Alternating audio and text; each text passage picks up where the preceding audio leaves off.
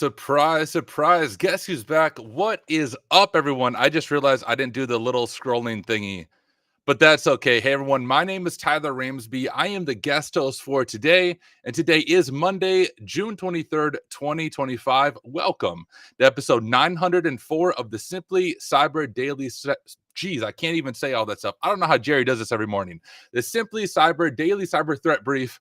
This is the show where we break down the latest cyber threats and how you can incorporate this information into your cybersecurity practices. And I shared before, I am your guest host. A little bit about me, for those of you who do not know who I am, my name is Tyler Ramsby. I am a pen tester during the day, content creator, mentor, streamer, all of that fun stuff at night. Sometimes I'm a rapper as well, but it is super excited to have you joining us for the daily cyber threat briefing. I'm going to be here the entire week. So if you don't like me, just take the week off. But no, for real, I'm excited to be here with you guys every single morning. I don't have all the fancy gadgets that Jerry has. When I stream, I just hack stuff. I don't have all the cool sound effects. So we're doing manual sound effects, all of that stuff, but it's going to be a lot of fun. And as I shared before, I realize I don't have the lower thirds below me, but if I can, I'll fix that later. Otherwise, I'll have that fixed by tomorrow. But let me go ahead and get everything pulled up so that we are ready to rock. First, looking at chat, saying hello to everybody in chat. Good to have all you guys here. Hey, before we dive into the show, I do want to give you a quick word from our sponsors. So these are amazing organizations that make this show possible every single day. And if you could do us a favor, if you look in the description of this video, there's links to the sponsors. Check them out during this segment. Hope you enjoy it. Jerry made sure to do the sponsors. He did say recently that everything I do, I fail on live stream. So he must have thought that I can't do the ad read. No, but it's good. So I'm going to show you this clip real quick from Jerry. And like I said before, if you guys can, do us a favor. Check out the sponsors in the description of this video. It really is. They're the ones who make this show possible. Guys, I want to say shout out and thanks to the stream sponsors, those who enable me to bring this show to you every single day, starting with my friends Barricade Cyber and their Fortify 365 solution.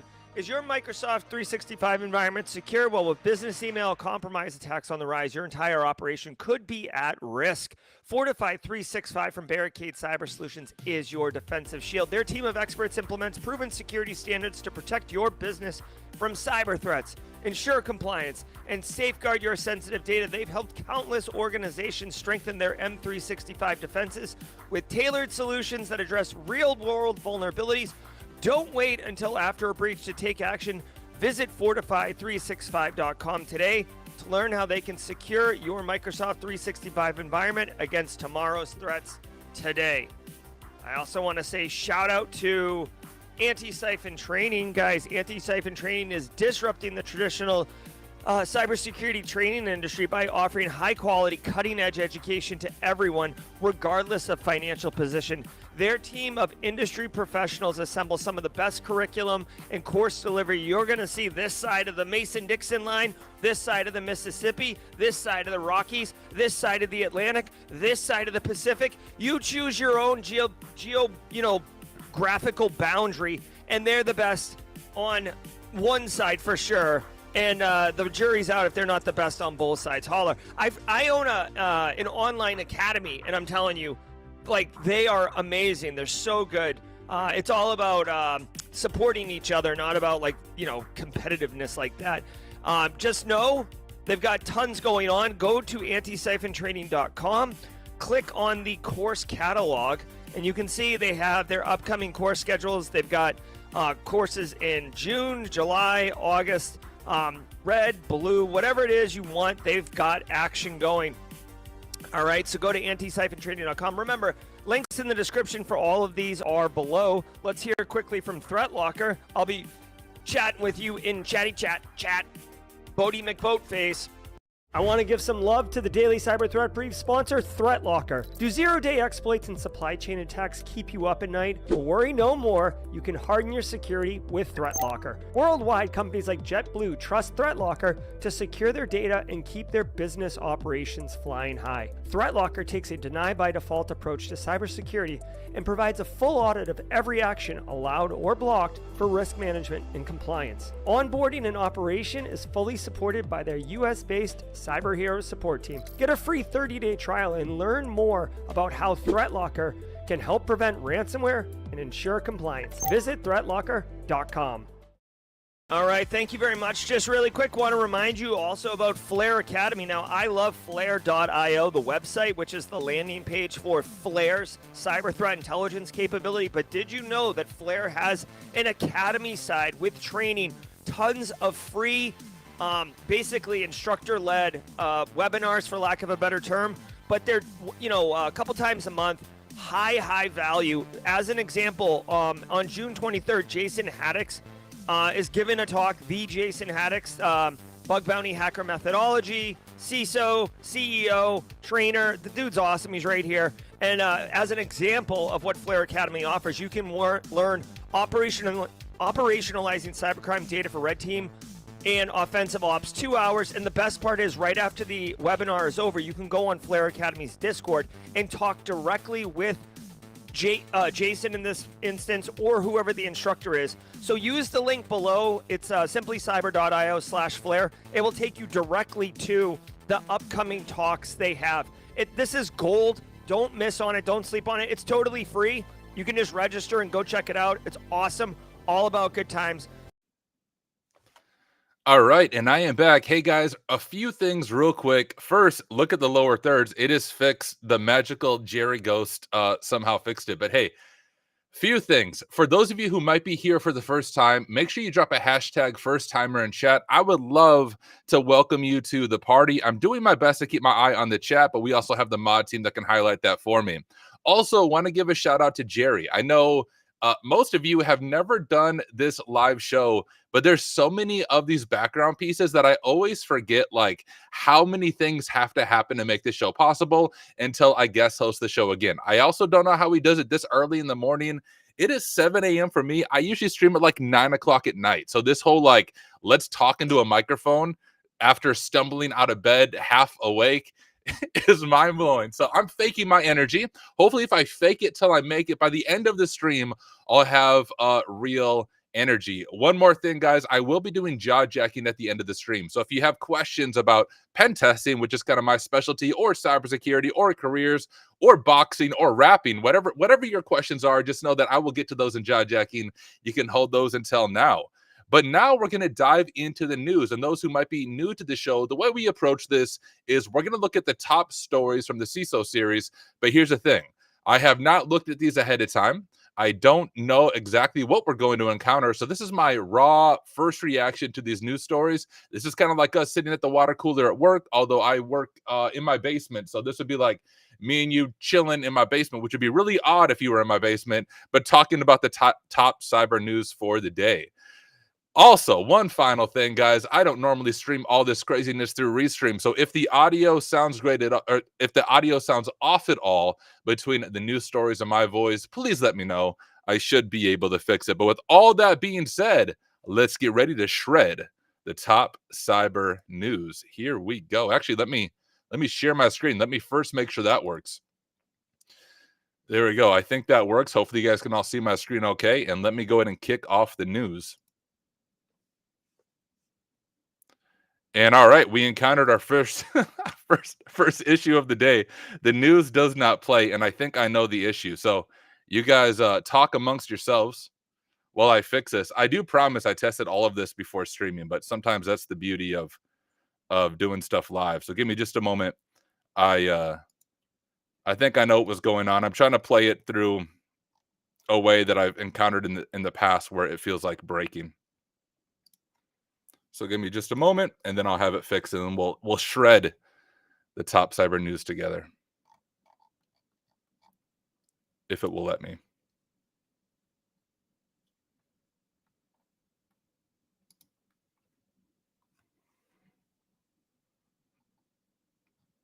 Maybe. Other, I'm gonna freaking YOLO read the news, but nope, I think I got it. Here we go. Cybersecurity headlines. It is slowly loading. How's everybody doing? Anyone have any wins as well? If you have something to celebrate, you earned a cert, you got a job, let me know. I would love to celebrate with you. I almost have the news pulled up for us. Okay. I would say we're 10 seconds away now. I promise. Let me grab the right tab. Share tab audio. You're going to see it freak out for just a second, but I'll go ahead and fix that. You don't want to stare at that screen. There we go. Now we are ready to shred the top cyber news.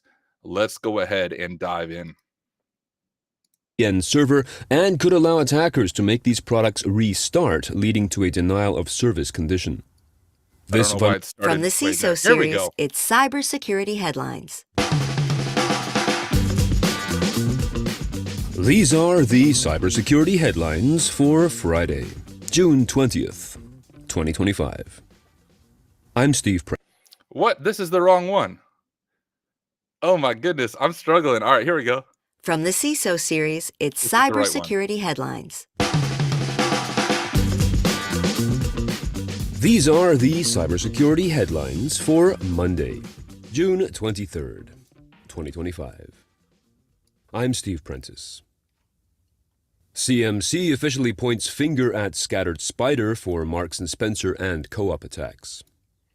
Following up on our coverage of the attacks on British retailers Marks & Spencer, Co-op and Harrods, the UK-based Cyber Monitoring Centre, CMC, has now classified the attacks on Marks & Spencer and Co-op as a, quote, single combined cyber event, end quote.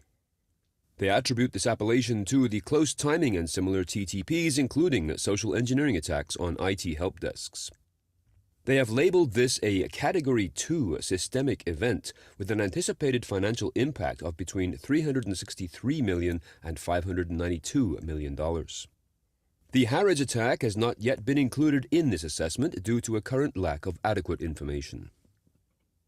AFLAC All right, so we're kicking things off with some updates on Scattered Spider. One thing I just want to point out to you guys, and also let me get chat pulled back up. As I said before, I don't know how Jerry balances all of this. Also, let me know what you guys think on the audio. I think I adjusted it now so the audio and stuff is okay. I'm behind chat overlay if you like messing with that. If not, okay, I am behind chat overlay, aren't I? So I can actually fix that. Watch this, guys. I'm just going to move myself over there. There we go. Now you guys can see me. This will go a lot smoother tomorrow, I promise, but the beauty of live streaming. Anyways, our first story, we have some more Scattered Spider. The thing about this organization, and they mention it here, is the social engineering side of it. We have this. So the COM has a track record of leveraging its English-speaking members to carry out advanced social engineering attacks where they impersonate members of a company's IT department to obtain unauthorized access. It's interesting that they call this advanced because actually what they're doing is not that advanced, and it's something I do every time I do a social engineering engagement. So a big part of my pen testing, well, not a big part, most of my pen testing is doing like technical stuff, right? Web apps, cloud, all of that fun stuff. But I also lead social engineering engagements at my firm. And a big part of that is exactly what you see here, doing social engineering, because at the end of the day, your weakest link is the users. Now, if I had Jerry's sound effects, I could say, Carl, right? It's the Carls. Those are going to be your weakest users. One of the things I notice even doing pen testing is companies won't want us to do social engineering, but that's a huge failure in my opinion. So first, if you have a company and you do pen testing, I strongly suggest you do at least some social engineering because that's going to be what you see in the real world. But I don't know for sure what they mean by advanced social engineering attacks, but here's exactly what I do and how I compromise an organization in the past. First, I call the IT department. The IT department's phone number is available, right? And then you just figure out who answers. And let's say it's Jerry who answers. Then I call other employees and just say, hey, this is Jerry from the IT department. They call it advanced. It's really not that advanced. It's just being a little bit clever with the way you approach things. So for you and for me, we just need to recognize that it is a real possibility that people are going to try to spoof the IT department and try to call employees. When it comes down to that, it comes down to employee awareness training. But here's where it's important to do actual social engineering testing. If you just do like your typical phishing email, like, yo, you have a freaking UPS package at your door, that's not going to stimulate this even closely, where it's a more targeted social engineering attack. So I think that's what they mean by advanced social engineering. A threat actor isn't just going to send you an email saying your UPS delivery is available for pickup or you need money or some silly thing like that. So make sure you're aware of this and you talk to your leaders about this, about doing some type of legit social engineering to prepare for this. The other thing that I notice here is we have this consultancy services disclose that systems of users were not compromised, but it's internally probing whether its systems were used as a launchpad for the attack. That's always confusing when you read about organizations that were breached or potentially breached. I haven't followed this. I don't know the whole story, but this is something that we see often. And this is where vendor security is super important. When you have vendors above your organization, when they are breached, often the threat actors are actually in their systems for a month, 2 months, 6 months, even up to a year before they even do the breach notification. So if you're notified that a vendor was involved in a breach or potentially involved in a breach and you fix it right away, that doesn't mean you are safe, because once again, those threat actors may have been in the environment much longer. The other thing that I've noticed when it comes to organizations is they'll often say, according to our logs, we have no evidence of a threat actor being in our environment. That means one of two things. Number one, they have terrible logs, right? So, like, if you don't take logs, then of course, according to your logs, there is no evidence of a threat actor in your environment, or it means they actually did do due diligence and investigation and they realized there was not a threat actor. So anytime you're reading information around a news breach, or not a news breach, a data breach or a vendor security issue, you kind of have to go behind the headlines and ask those deeper questions. How long has a threat actor been in your environment? According to your logs, they haven't had anything, but what are your logs like? How far back do your logs go? Log everything. That's how you're going to be able to do your investigation. Let's go ahead and learn about Aflac. We'll jump back over to the story. Investigating suspicious activity on its U.S. network. The largest provider of supplemental insurance in the United States is announcing this discovery, warning of its potential impact on Social Security numbers, information on claims and customer health, and PII related to customers, beneficiaries, employees, agents, and other individuals in its U.S. business, end quote.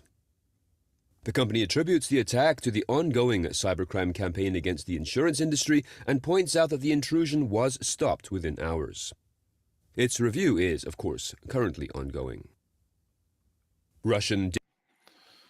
All right, so we have another data breach. Seems to be, of course, common in the news. So we have suspicious activity on U.S. network that may impact Social Security numbers. Here's another thing where you have to read behind the headlines.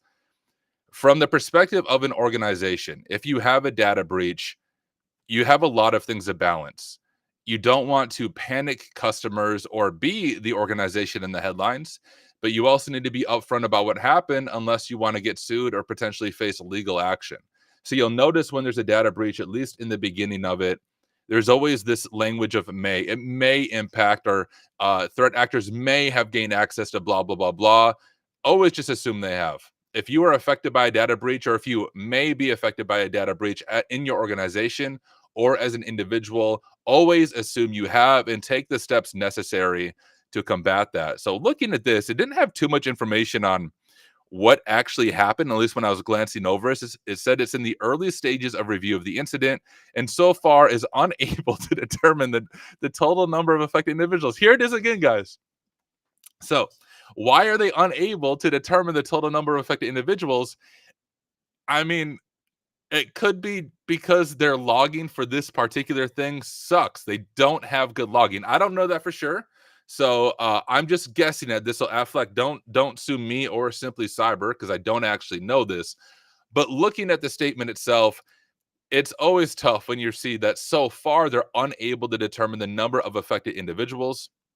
They also say, where was it at? Where they said they stopped within a few hours. Right here, the company said Friday that the intrusion was stopped within hours. Was it? Because here's the thing. Them being notified, then they stopped it within hours. But I'll give you an example. There's two different kinds of things when it comes to a penetration test. You have your typical pen testing, which is just like a holistic view of an environment where you find as many vulnerabilities as you can. The other type of more advanced pen testing is a red team engagement.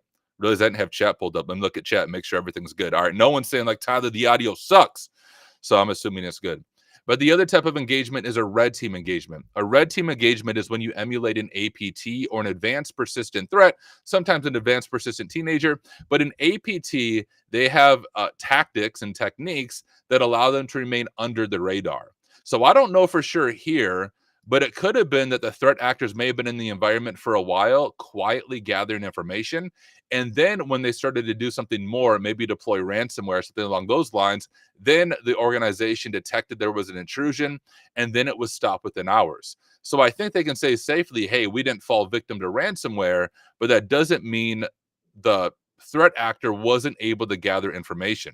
I also don't know why it would impact social security numbers. Does it say, so potentially impacted files contain claims information, health information, social security numbers, and other personal information related to customers, beneficiaries, employees, agents? All right, right away, my question is, was this not encrypted at rest? And this is actually something I point out when I do cloud pen testing in particular. I'll look through S3 buckets or Azure blobs or GCP buckets, I think is what it's called there. If you don't know what those are, in the cloud world, there's just different ways of storing information. In those buckets, you don't want to store sensitive information because if a threat actor gains access to the bucket, they can download it and read it in clear text. From what I can see here, this information, if the threat actor was able to grab it and read it, means it likely was not encrypted, or it was being stored in clear text or being stored in an unsafe way. So we always need to keep in mind the principle of defense in depth if you're on the blue team. Yes, you should have network things in place. Yes, you should do like a zero access, all of that good stuff.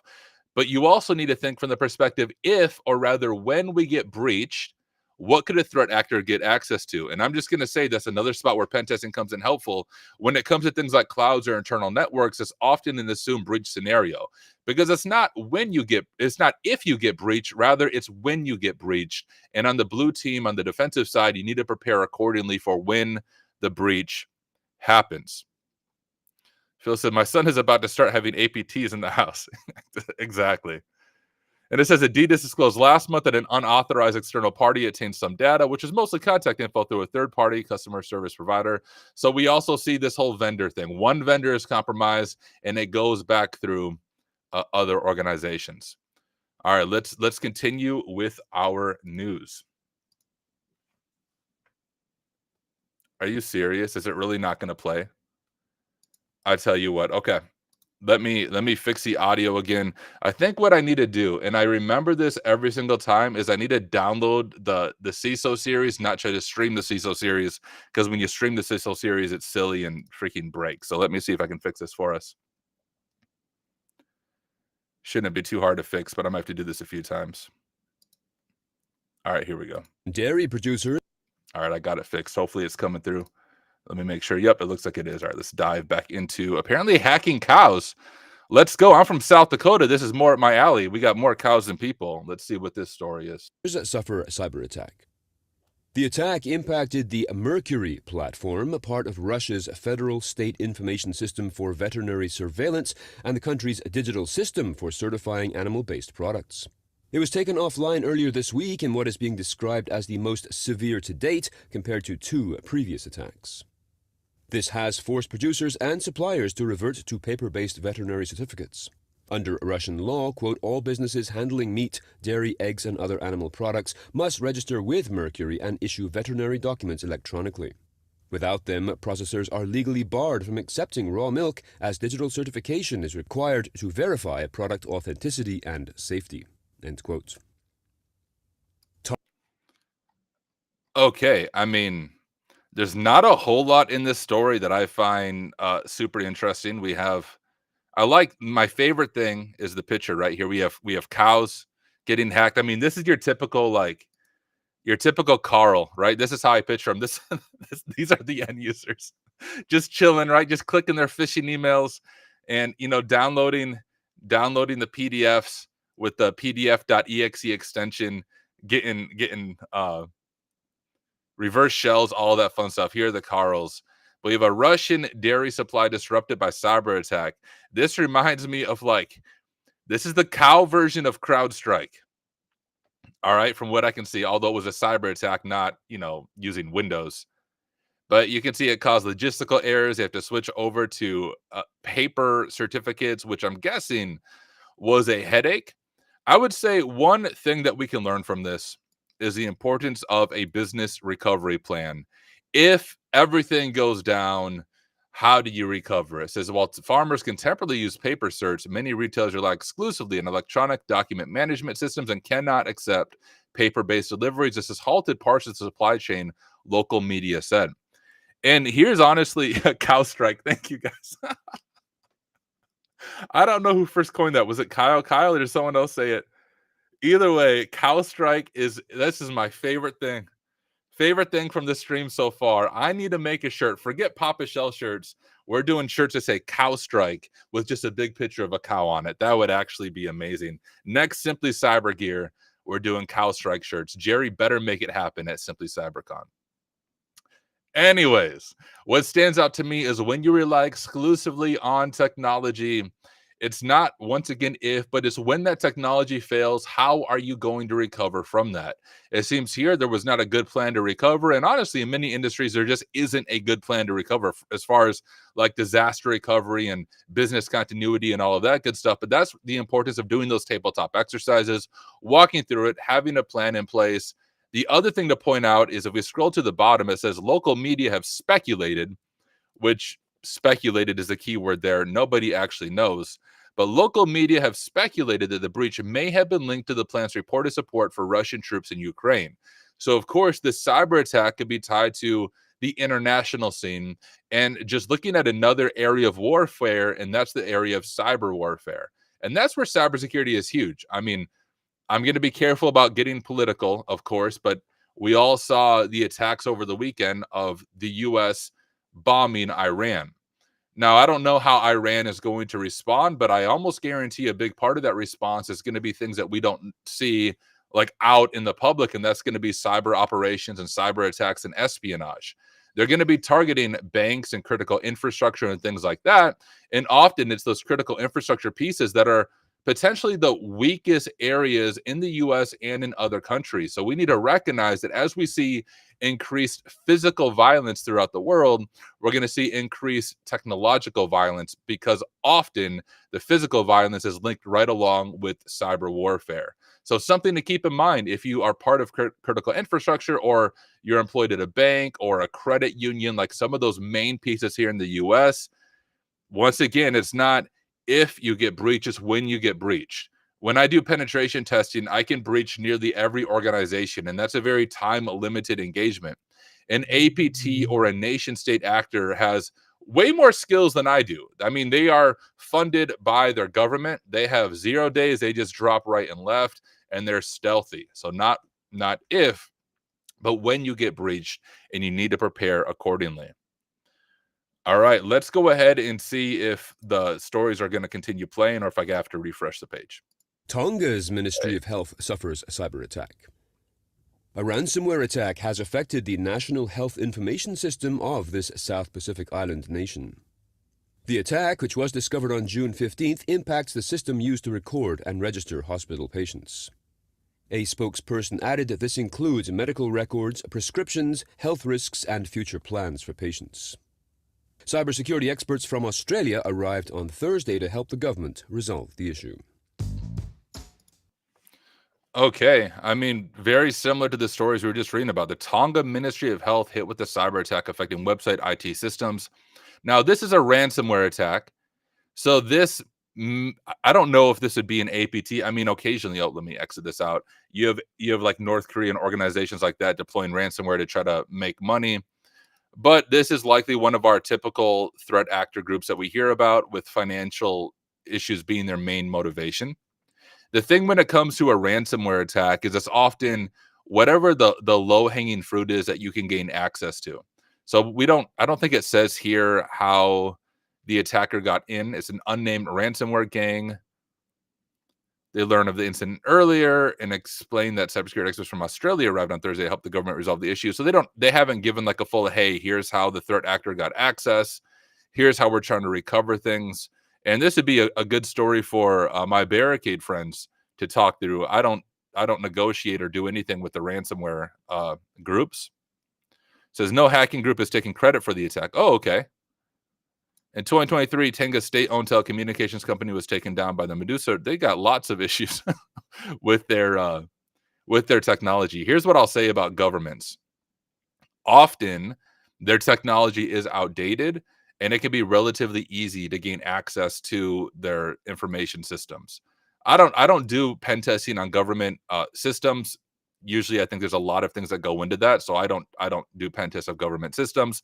But I can say anything with the government is slow and often outdated, which gives it a ripe area for either another nation to go after or a ransomware gang to go after to try to make some money.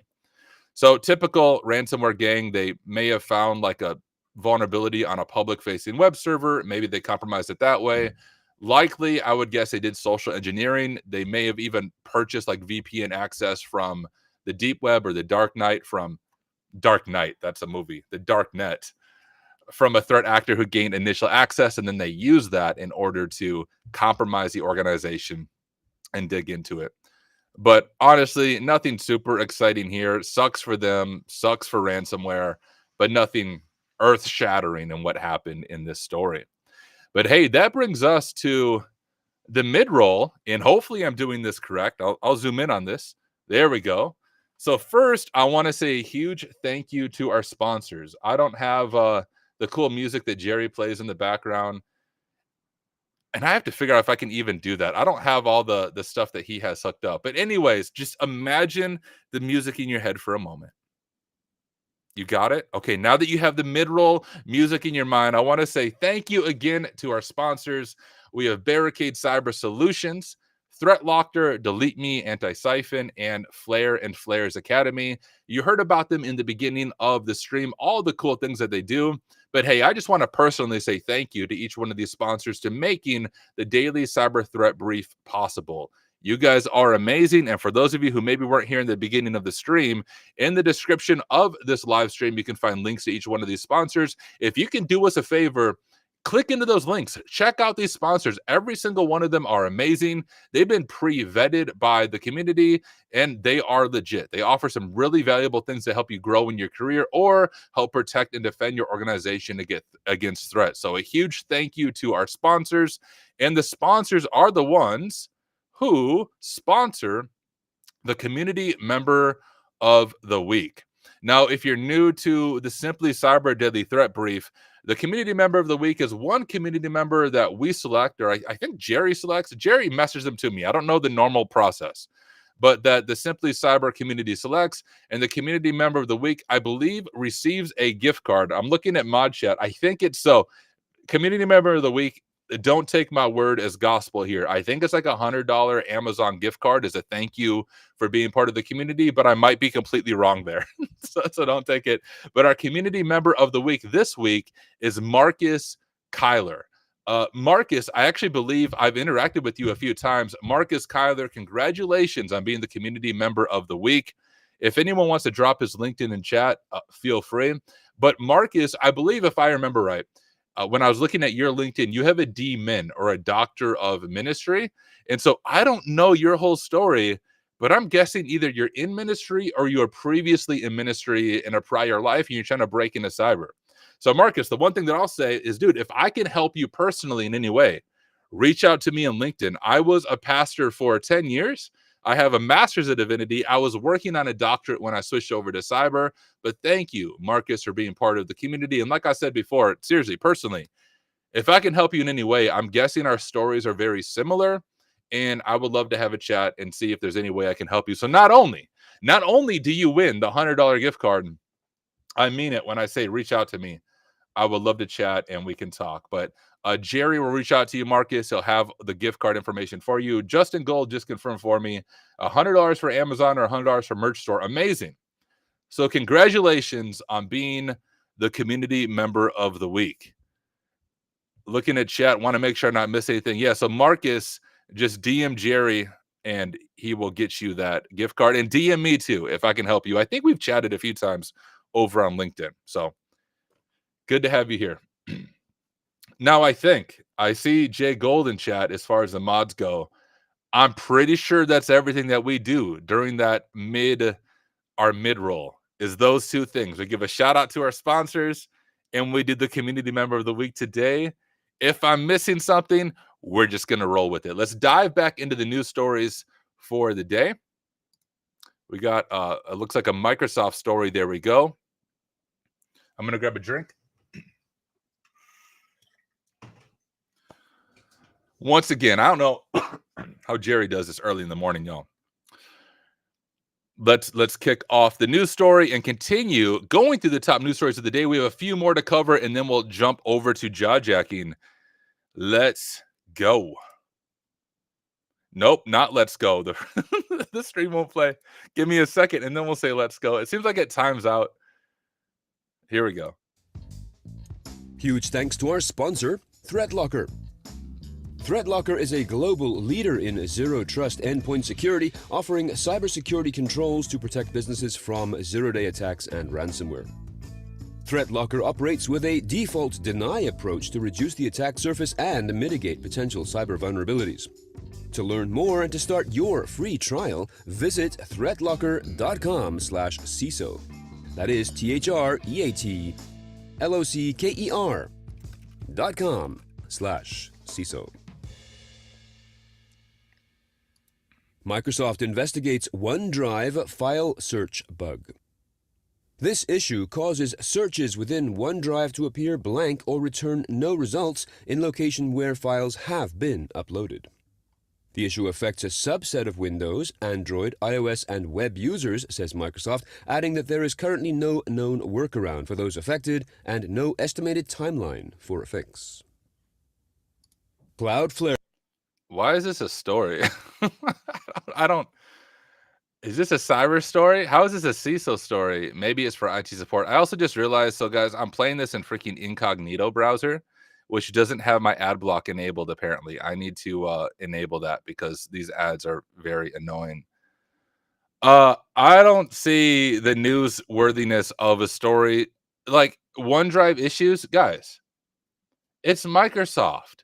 Of course there's issues. Anytime you use Microsoft, you should just expect issues. That is sort of their whole MO, right? Whether it's CrowdStrike or just, you have a Windows update right before that really important Teams meeting. And then once you get into the Teams meeting, then Teams no longer works. And then your audio doesn't work. Like, if you're using Microsoft, you should just expect issues. So I don't see how this is a story, a known OneDrive issue that's causing searches to appear blank. I'm guessing there's a lot of Carls who are emailing IT support saying, yo, why did you guys delete my documents? And then the IT support has to explain to them, we didn't delete your documents. And then the end user's like, but look, I have this important sales call going on. I'm trying to pull up this file from OneDrive, and the OneDrive is gone. You guys deleted it. You guys need to bring it back. What are we paying you for? And then, yeah, that's the story. So there's a story for you guys. If I continue, oh yeah, I got bleeping computer. We might roll with it. I don't know. I don't even usually use Microsoft Edge. So guys, I don't even usually use Windows. I have to use Windows when I do the daily cyber threat brief because of Restream and all the crazy stuff I have to get to work. But usually I use Ubuntu. So you might think I'm a hypocrite because I'm on Windows while I'm talking about how Windows is bad. This is like the one time I use it. When I play this and when I play Counter-Strike. That's the only, well, actually Counter-Strike is good on Linux. But when I game and when I do the daily cyber threat brief, that's the only time I'm on Windows. So apologies for the silly ads that you're seeing. I'll get those blocked soon. But I got nothing more for the story. Let's continue on. Cloudflare blocks record DDoS attack against hosting provider. Cloudflare mitigated this attack on a hosting provider back in May. The peak of the attack was 7.3 terabits per second, which is crazy. 12% larger than the previous record. The attack used more than 122,000 source IP addresses spread across 161 countries, the majority based in Brazil, Vietnam, Taiwan, China, Indonesia, and Ukraine. Cloudflare says it was able to mitigate the attack without human intervention, using a network layer protection service called Magic Transit. Ooh. Okay, well, I have some experience with this, not doing DDoSes, but getting DDoSed. So for those of you who might be new to cyber, new to some of these keywords, also let me get chat pulled back up. I can't have chat pulled up and play the ding stories at the same time because I'm limited on my monitors. But a distributed denial of service attack, actually, let me give you some education. When it comes to denial of service attacks, there's two different kinds and people often confuse them. So you might have just a DOS or a denial of service attack. This is often something that happens at the application layer. This is something I look for when I'm doing a pen test. I don't obviously exploit it. But for example, if you've ever heard of GraphQL, GraphQL is a way you can make queries. If GraphQL isn't configured properly, you can do what's called alias overloading, which just causes it to keep searching for stuff. And I can actually bring down a website via an application logic flaw in the app itself. But that's just a denial of service attack because it's not distributed. The most common attack, because it's more, I would say, script kiddie, right? To do an actual DOS attack, you need to know how to like bug out an application and exploit it. Well, the script kiddie attack is the DDoS because anyone can do a DDoS attack. There's actually DDoS providers that you can pay, and then you can just say, hey, here's the website I want to target, and you can kick off a DDoS attack. Obviously, don't do it. You'll go to prison, but it's not hard. It's very much like script kiddie level of quote unquote hacking.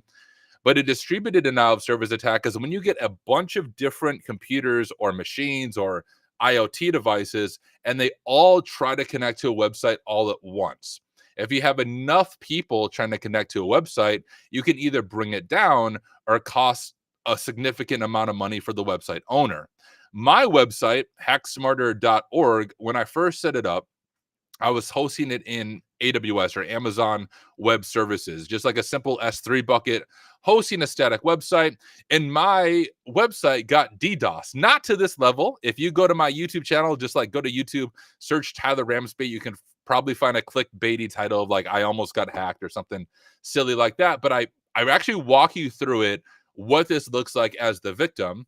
I pulled it up in AWS. I showed the logs and how all of it works. So if you want to see a little bit more, you can check out how a DDoS actually works in practice, but it is a real threat to organizations. But like I said before, I would say it's often the script kiddies who don't actually know how to hack, but they want to feel cool, so they try to take down a website. Seems like, and I think someone in chat said this seems more like a Cloudflare ad. Cloudflare, of course, can stop DDoS attacks. Most of the cloud providers have a way of stopping DDoS attacks. But this one was pretty huge. I mean, 122,000 source IP addresses. Now, the way this works is these DDoS attacks often or almost always, the DDoS provider has a botnet. A botnet is just kind of a fancy word to say that they have compromised a bunch of different servers or machines or routers or IoT devices, and they control all of them. So they can send one command saying like, hey, I want you to attack hacksmarter.org, and then all of it comes through and they all try to connect. Another way that botnets are formed is through, like, if you've ever seen free proxies, do not use, for the most part, free proxies, especially free proxies that offer you residential IP addresses.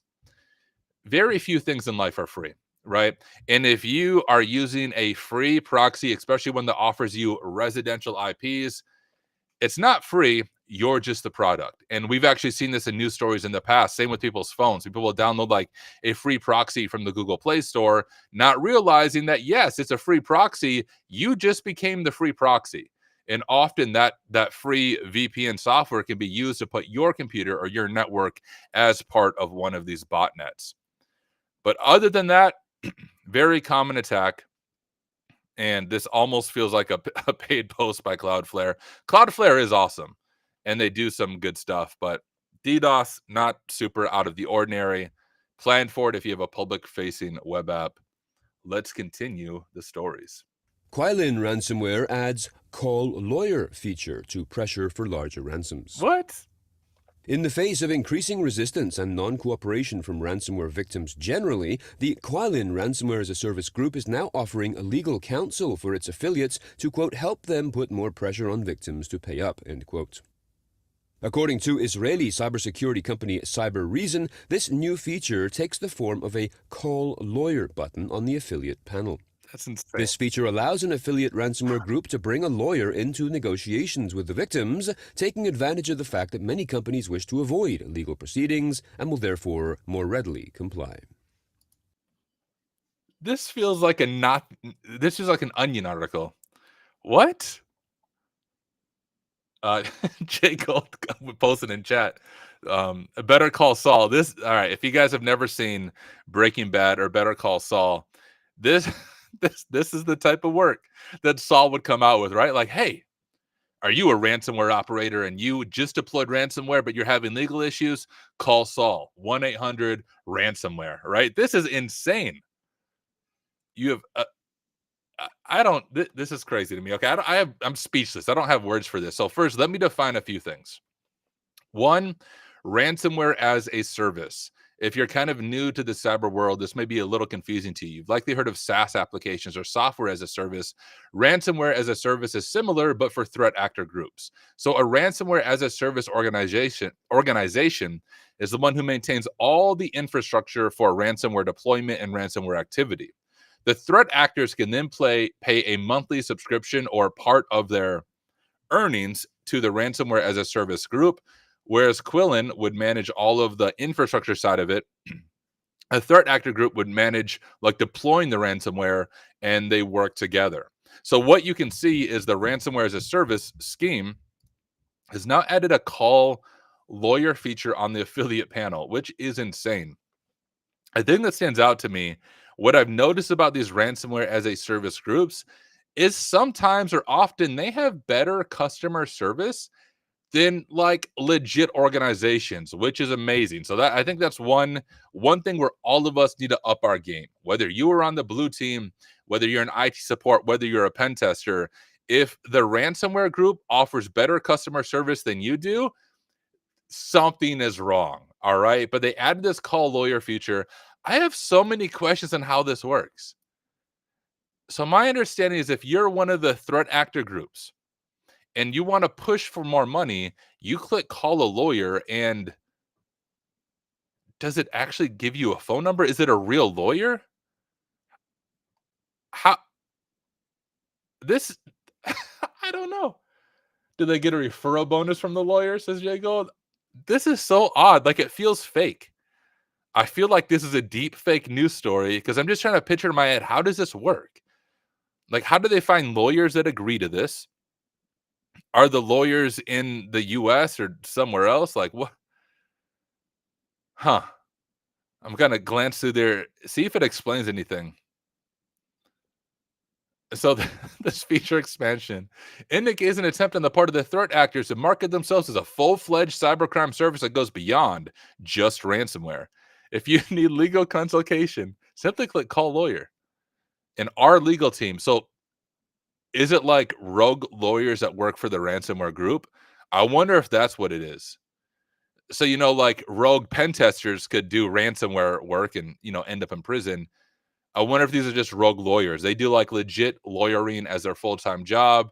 And then on the side, they're like, hey, I can make some money working for a ransomware group. That's insane. I have nothing more to say on that besides I'm going to look through this more myself when we're offline because I'm just very curious how this actually works. Now it's just giving some like TTPs of the different ransomware groups and how they use this. So a lot more story. Maybe that's one of the lawyers right there getting arrested. When he has a nice little setup there, drinking the Coca-Cola. It looks like, oh, he's got a whole crew. So this guy must be the lawyer, and these are the ransomware groups. I have no idea, guys. Let's continue with the stories. We got one more story to dive through.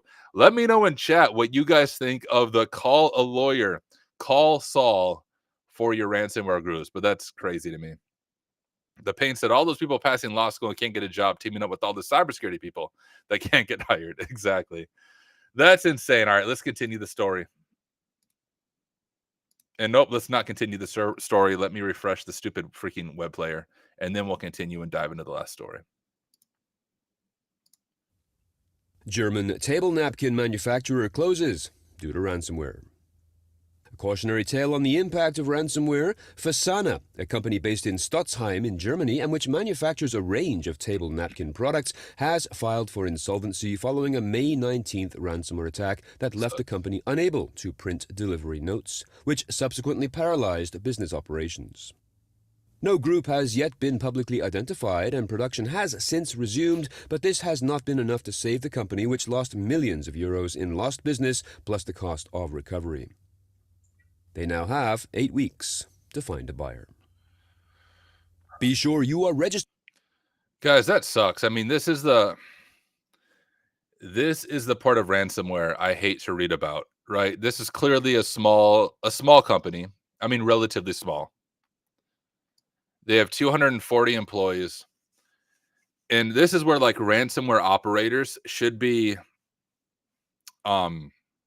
pursued to the fullest extent of the law, because they're causing real damage in the lives of real people. I think if you listen to things like Darknet Diaries, or just listen to threat actors in general, and the reason I say Darknet Diaries, amazing podcast, often interviews real threat actors or former threat actors after they're, done with their threat acting. But when you listen to them talk, it's often a teenager or like someone in their early 20s. And what they say is like, hey, we're not targeting regular people. We're just targeting these major organizations who have a bunch of money. And I think they like to paint themselves as almost this like Robin Hood type thing. We're hacking the big guys. They have enough money to spare. We're just taking a little bit of money for us. But clearly that's not the case. Because when it comes to the ransomware, I mean, not only are they trying to take down hospitals and like critical infrastructure that really does affect people, but then you have attack like this, like a German napkin maker, Fasana. Now, I don't know what went into the founding of Asana. Behind every company, though, there was a dream, right? I don't know if their dream was, I'm going to make napkins, but there was a dream, right? To build something, to provide value in the lives of other people. And then you have some silly ransomware threat actor group, probably relying on some script kiddie work of buying VPN access to deploy ransomware. And now 240 employees are going to be out of work. That's 240 dads, moms, brothers, sisters, sons, daughters, whatever. Like, these are real people with real stories, with real family, and this is real impact. So if you do ransomware, I'm pretty sure you're not watching this, but if you are watching this, stop, right? Don't be a terrible human being. Figure out a way that you can add value to people's lives, not freaking take away value and deploy ransomware. It says they lost 2 million euros in 2 weeks following a cyber attack. One other thing I want to point out, cyber attacks are costly. I shared before, like, I'm a pen tester. That's what I do for my day job. So I do pen testing, which means companies pay me to hack them, but in a legal way. And then at the end of it, I give them a detailed report saying, hey, here's how I got into your organization. Here is blah, blah, blah. You might want to fix this before the real threat actors do it. Sometimes people think that pen testing and stuff is too expensive. So like a typical 5-day pen test from an organization that doesn't offshore all of their pen testing, you're looking at anywhere from $10,000 to $15,000 for like your standard 5-day assessment. It seems like a lot of money, but the things that I discover when I'm pen testing are the things that a real ransomware group's going to use. So you can either pay $10,000 to get a legit pen test from a real pen tester, not offshore vulnerability scan, or you can face ransomware. $2 million in 2 weeks, shutting down the entire organization. That is insane. Now, generally, ransomware isn't fully fatal, but when ransomware attacks a small organization like this, it can be fatal. And it looks like they did resume production, or at least they attempted to resume production, but it wasn't enough. Even after resuming production, the company has 8 weeks to find a buyer. So there's still potentially life in the company, but I don't know who's going to buy a company like a small company that just got hit hard with ransomware. The other part of it is, have they fixed what caused the ransomware? Often threat actors have ways of staying in the environment, establishing persistence in the environment that the victim doesn't even know about or is aware about. So before anyone buys it, I'm guessing they want to do a really deep dive into the network, and that alone might take longer than 8 weeks. So I don't think it's looking too good for this company. So just pointing out that threat actors affect real organizations. But yeah, brutal. I feel sorry for those 240 employees and everyone connected to this organization. Just bad story, bad thing. Well, the story itself isn't bad, but bad thing overall. But ladies and gentlemen, believe it or not, that brings us to the end of our main show. Going through the news for today, we are going to pivot over to jaw jacking. So for those of you who were just here to hang out and go through the news stories with me, thank you so much for being here. We'll jump over to jaw-jacking, more informal Q&A for just a little bit. Do want to let you know that I am here for the next week. So every single day this week, you will be stuck with me, and we will go through the news stories together. I know we had a few minor technical glitches, but I stream all the time. And here's the thing. If you stream for any length of time, the biggest part of streaming is just like figuring it out while you go, fixing it while you're live, and still making things work. So I want to say a huge thank you to Jerry for the opportunity to hang out with all of you for the entire week. And hopefully he enjoys his time away. For the rest of you, thank you so much for starting your morning hanging out with me. Or maybe you're watching this later on in the day on replay, which is what I usually watch, as I don't wake up this early in general. Hey, thank you so much for taking the time to hang out with me. Really do appreciate it. If I can do some self-promotion real quick, I stream all the time. My YouTube channel is just Tyler Ramsby. So look up Tyler Ramsby, sub to me on YouTube. But thank you guys for being here. Let's go ahead and kick off the jaw jacking. If I can find the right video clip. There's a little video clip I have to play. It's one of these. Here we go. Let's jump into jaw jacking. Ever wonder what it takes to break into cybersecurity? Join us every weekday for Jaw Jacking, where industry experts answer your burning questions about the cybersecurity field. Live, unfiltered, and totally free. Let's level up together. It's time for some jaw jacking.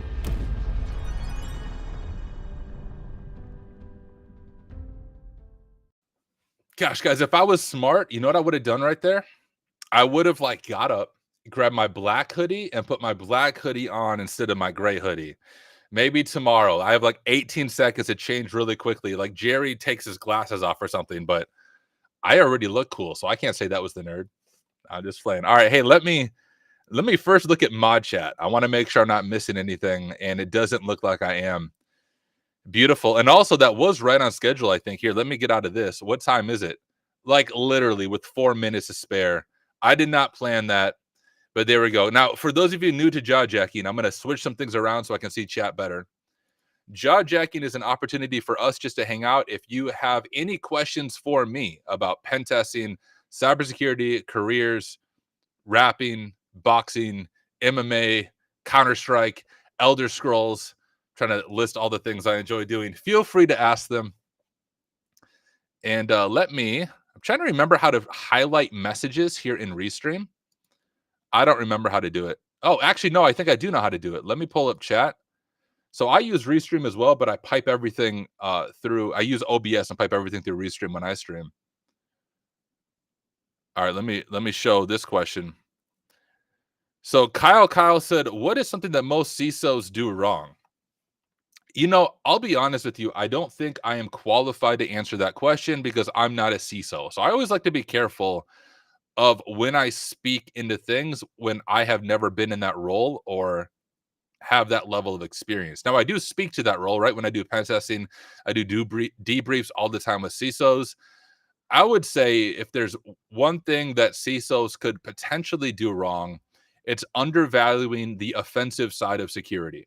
So I think what is often sold to CISOs, which is good, is the threat monitoring and the defensive architecture and software.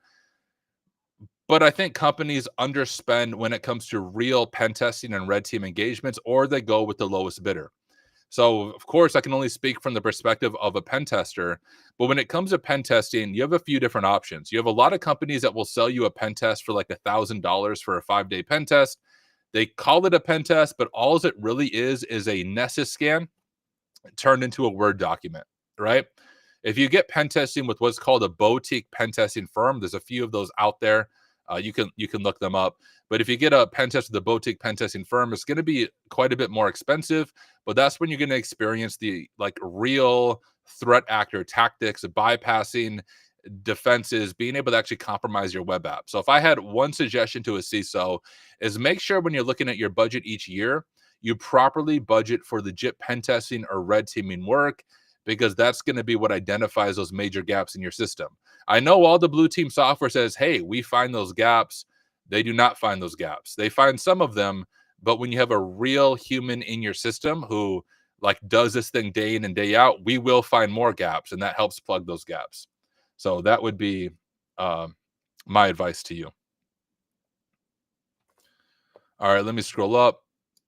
Let me grab this question. Also, I see some questions in my chat suite. I'll kind of just scroll up and grab these. Hey, Tyler, when will you put out another rap song? Now, Space Tacos is asking the real questions. If you guys haven't heard my music, you need to go to my YouTube channel and just search for music or rap or something like that. I don't know. I don't know when I'll put out another rap song. I've been like crazy busy. I have a course coming out. Well, first I've released a few courses. So if you guys, real quick promotion for Simply Cyber Academy. If you are not a student in Simply Cyber Academy, you need to join. Not only do you have incredible GRC courses, we now have Red Team content by yours truly. So I have a course, Intro to Hacking Methodology. So if you're brand new, you can go through that course.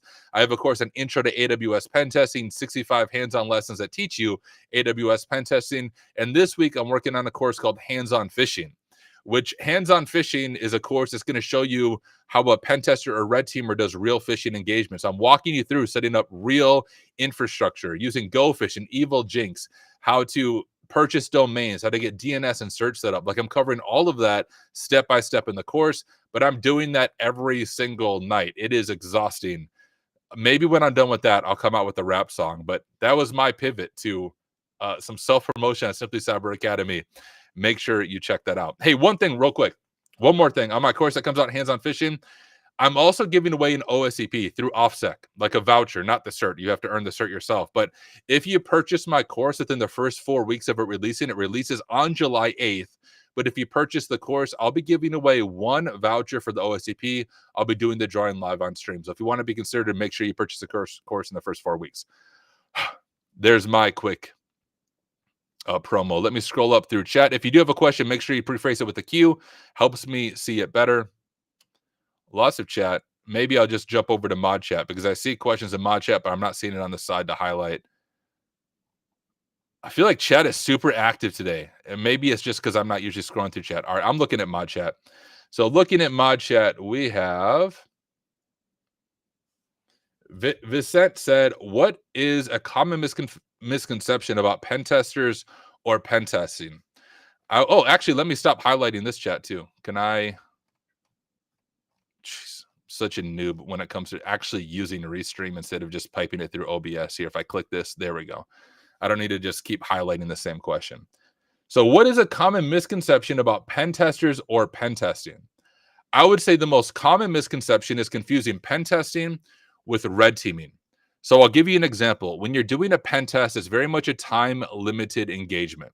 I might have 5 days to hack into a web app or even to hack into an internal network. During those 5 days, the client doesn't want you to bypass like their firewalls or AV evasion. They just want you to find as many vulnerabilities as you can to get the most value for their money. So to be a pen tester, you don't necessarily need to know how to do like crazy AV evasion or write custom malware or anything like that. You don't need that until you get to the level of doing red team engagements. Now, I also do red team engagements. When you do a red team engagement, that's usually a much longer engagement. It might be 3 weeks, it might be 3 months, and you're not just testing a single service like a web app, you have goal execution. So you're looking for, hey, if you're doing a red team engagement against a bank, the goal isn't domain admin. The goal is, can you create a fraudulent transaction? And to get to that point, you're doing everything from web apps to cloud to social engineering to on-site physical pen testing. All of it is working together, working towards that goal execution. Pen testing is better for most organizations because it is more affordable, first of all, and helps identify more vulnerabilities. Red team engagements are better for organizations that are very mature in their security. All the low-hanging bugs are fixed, and they want more of a APT example of what it would look like if a large nation state actor group targeted them. So that'd be the biggest misconception. Pen testing and red teaming are not the same thing. They're pretty different. Red teaming is like advanced pen testing. Once you've been a pen tester for a while, you can dive into red teaming. Okay, Carrie said, well, Tyler, what do you think if I could find a job fixing legacy computers, since some businesses deal with old computers, since I'm trying to find work? As far as finding a job only doing that, I'm not sure if you'd be able to get enough clients. Instead of Carrie, if you could kind of subcontract out to a MSP or a managed service provider, they do a lot of that stuff. I'll be honest with you, I haven't worked with an MSP before, so I don't know how they do like subcontracting things out. but that would be a good starting place. Like, it would be tough, I think, to make a full-time income just fixing legacy computers. But if you could extend that to more than just fixing legacy computers, you might have an opportunity there. But I will say that space has a lot of people already in it. So instead, if you could partner with a well-known MSP or managed service provider in your area to either work for them or subcontract things out, that would be the better way of approaching that, in my opinion.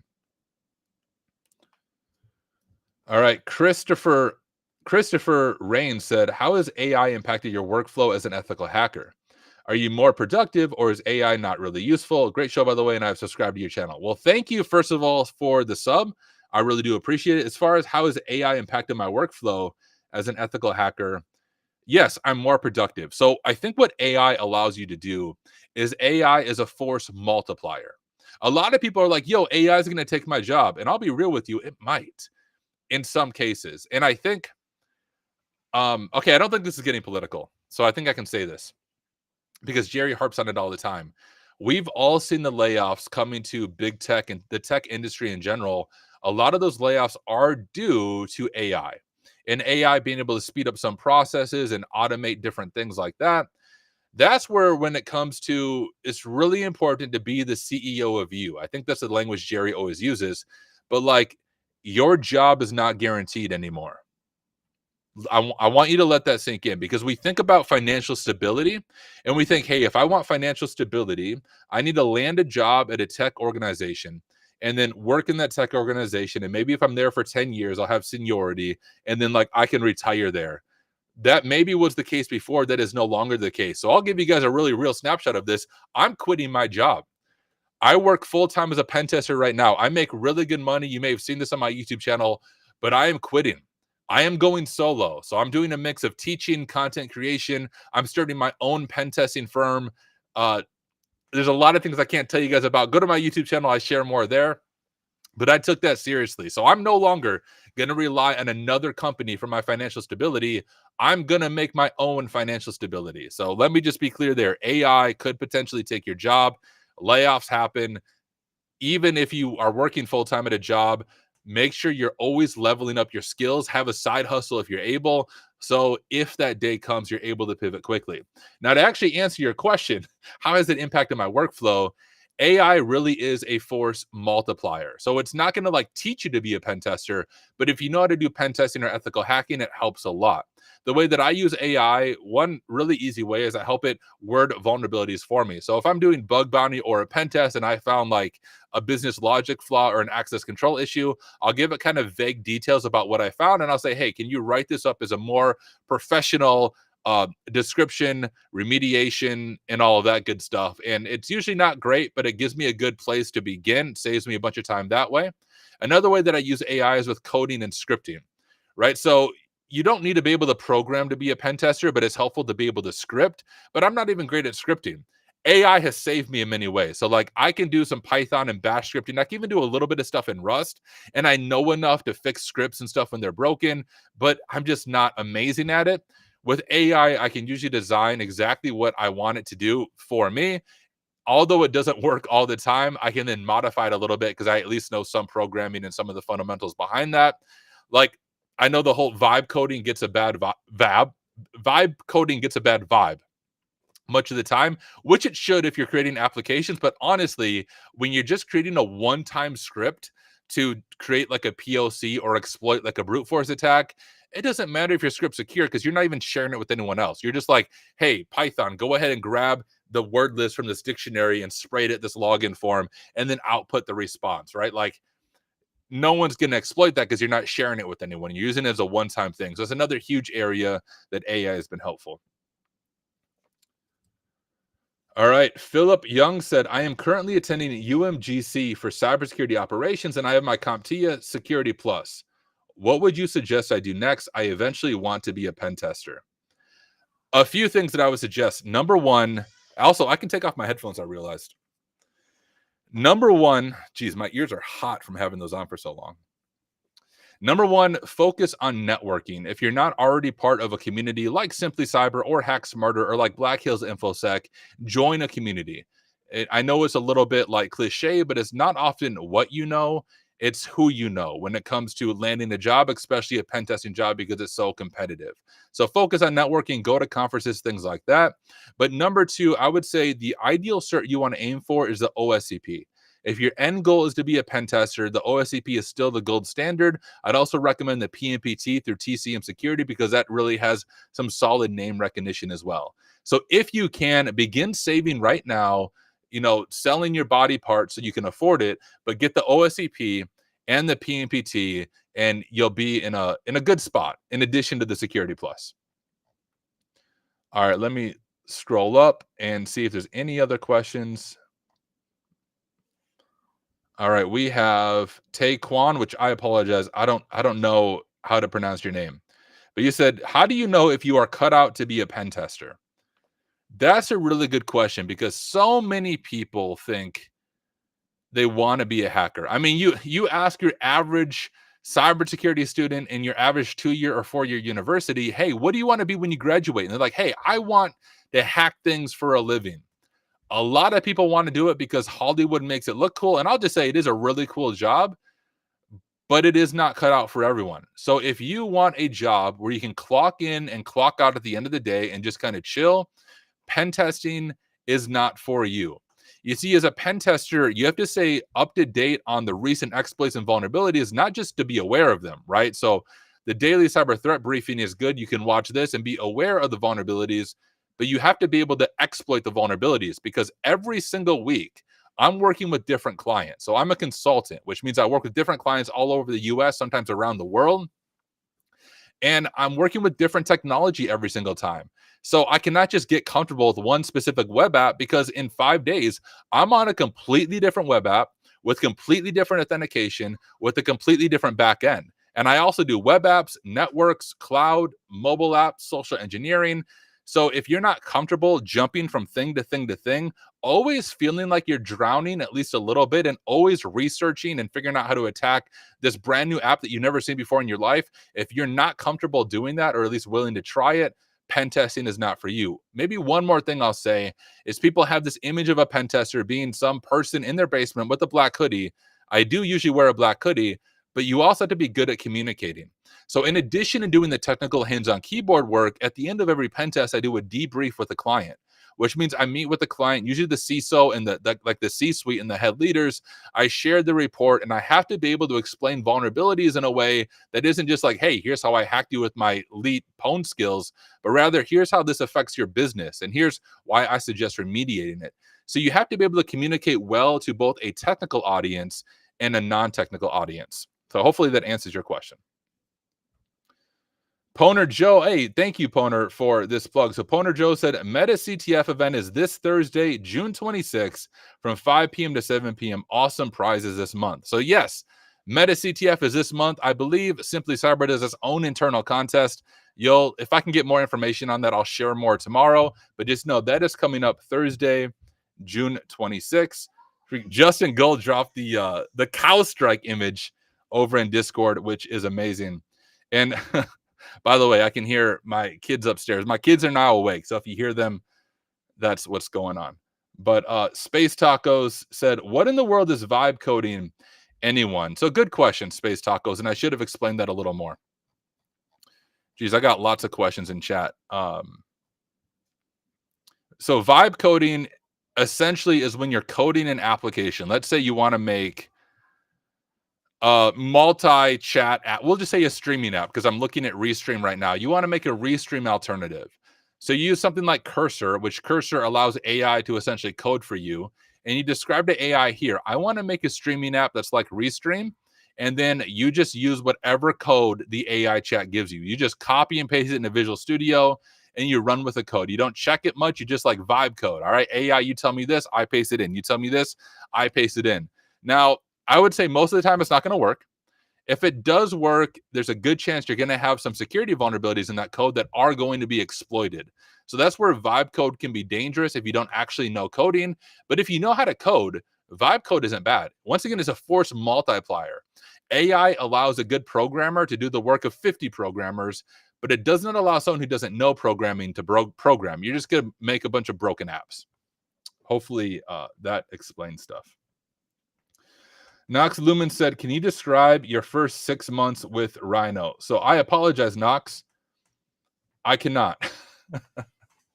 So I don't like speaking on behalf of my organization because I don't want to look like I'm a spokesperson for them. I can give you I'll give you a generic, here's what your first 6 months look like as a pen tester, but this is not what it looks like at Rhino because I don't want to speak on behalf of or for Rhino in any way in this capacity. So I would say, generally speaking, if you land your first job as a pen tester, you're going to be at the junior or associate level pen tester. And as a junior or associate pen tester, you're going to be partnered up with the more senior pen tester. And that's actually part of what I do now at my job is when we hire new people, I partner with them, I mentor them, I train them, I teach them. The other thing you're going to do is you're likely only going to focus on one pen test type. So for most pen testing firms, the most popular thing that they do is web app pen testing. And the reason for that is nearly every organization has a web app. The web app is internet facing, and so it has the largest attack surface. And as a junior pen tester, you're going to spend a lot of time getting familiar with doing web app pen testing. So in those first 6 months, you're likely going to use any downtime that you have to be going through Port Swigger Academy, because it's kind of the premier resource for learning web app pen testing. You're also going to be spending a lot of time shadowing more senior pen testers on web apps in particular and APIs, learning how they do like the actual technical work. You're also going to spend a significant amount of time learning how to do proper reporting. Most people who land their first job as a pen tester have never written a pen test report, and it can be overwhelming if you've never done it before. Now, I do pen test reports every single week. I find them relatively simple, but that's because I've written, I don't even know how many of them, and I can write them pretty quickly. But for your first pen test report or first few, it's going to feel stressful, overwhelming. You have deadlines that you need to meet for the client. And so you're also going to spend a lot of time just learning how to write a proper pen test report. You're going to QA other pen tester reports to see like how they do it, some of the things to avoid. So that's what I would recommend. In those first 6 months, you'll spend a lot of time shadowing, a lot of time working with web apps, a lot of time learning how to write proper pen test reports, and a lot of time just learning the internal processes of whatever team you are hired on. Hopefully that is helpful, Knox. All right. I'm not seeing any other questions in mod chat. Let me scroll through chat because there's so many things in chat. If you guys have more questions for me, feel free to ask them. I'll hang around about 10 more minutes before I jump off and go hack some stuff for the day. Scrolling, scrolling, scrolling. They see me scrolling. They hating, patrolling. All right, I think I made it through all the questions so far. Let me scroll to the top. Oh, am I looking? Hold up, I'm so dumb, guys. I'm scrolling up to see the latest chat instead of scrolling down, and I was wondering why I wasn't seeing the things other people were saying. Gosh, I'm such a noob when it comes to Restream. Okay, cool. Well, y'all, thank you so much for hanging out. I don't know if we have anyone that we are rating after this. I know there's times that we release podcasts. So Justin over in mod chat, tell me if I'm supposed to rate anything and promote something. Oh, okay. We got a question here from Christopher Rains. Favorite hacking / cyber books. Geez, I don't have it down here. So I do all my reading on a Kindle Scribe, which is like a cooler version of a Paperwhite. And all of my books are on my Kindle Scribe, and I suck at like quoting book names. Now I do love reading. So maybe here's a leadership thing. I once had a manager who said that if you're, what was it? Leaders are readers, right? If you want to be a good leader, you need to regularly be reading. And I 100% agree with that. So I love reading. I read literally every single day, book form, not just blogs, but I read some fiction stuff, like some science fiction stuff. I read a lot on technology. I read a lot on theology, which obviously doesn't involve technology. I read a lot on leadership. So I'm always studying and trying to improve myself. So if you don't regularly read books, I promise you reading a book is not going to kill you. Or if the last time you read a book was in high school, you got work to do unless you're in high school right now. Reading is good for you. It allows you to slow down and actually digest content. If you read a blog and like your mind is already wandering, you need to spend a little bit of time away from screens and a little more time in front of an actual book or a Kindle Scribe, because you can't swipe and all that good stuff. So make sure you read. As far as my favorite hacking or cyber books, one that I recommend is the Web Application Hacker's Handbook. It's a classic. It is outdated, to be clear. Portswigger Academy is now like version 4 of that book that's continually up to date. But just reading through the book on its own has a lot of incredible information. And although it's a little bit outdated, it has some solid resources on the way you approach a web app to do pen testing. And that's the thing. When it comes to being an ethical hacker, it's less important knowing technique, more important knowing how to think like an attacker. So an example is one of the big vulnerabilities I often find are business logic flaws. A business logic flaw isn't a technical vulnerability, but it's how can I use a feature in the application to attack other users, to attack the application itself. The only way you find that is thinking outside of the box and learning to think like an attacker. And that's where a book like the Web Applications Hacker's Handbook will teach you through that. I also love basically all the books by Kevin McNick. Those are less technical, but more fun reads. I remember reading Ghost in the Wires. I really enjoyed that book, but a lot of his books I enjoy. Now, I can't give you more because I don't have my Kindle Scribe here. Oh, here's another one that I read recently.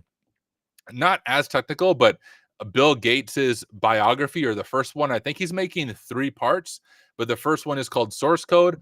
I know I was hating on Microsoft earlier, but I really enjoyed his autobiography biography, Source Code by Bill Gates. So make sure you check that one out. All right, we got another question by Nox Lumens. What are you reading now? I've been looking for a new sci-fi or epic adventure book. So the one that I always stick up to, I can't freaking talk. I'm trying to think of what the series is actually called. Okay, it is called The Dragon Reborn. No, The Wheel of Time. The Wheel of Time. Let me know in chat if anyone has ever read The Wheel of Time. I know there's like a show on Netflix or Amazon Prime for it. I haven't watched the show, but I love the Wheel of Time books. If you're a fan of like a mix of Lord of the Rings and Harry Potter, the Wheel of the Time books are for you. I am on book 7 right now, and each book is like 1,500 to 2,000 pages, so I've been reading it for a while, but I read the Wheel of Time nearly every night. It also reminds me of like, if anyone here plays the Elder Scrolls games, it also reminds me of Elder Scrolls, but in book form. So if you've never read the Wheel of Time series, that's the one science fiction or like adventure series that I'm always reading. So look it up, The Wheel of Time. It's an awesome book. All right, let me scroll.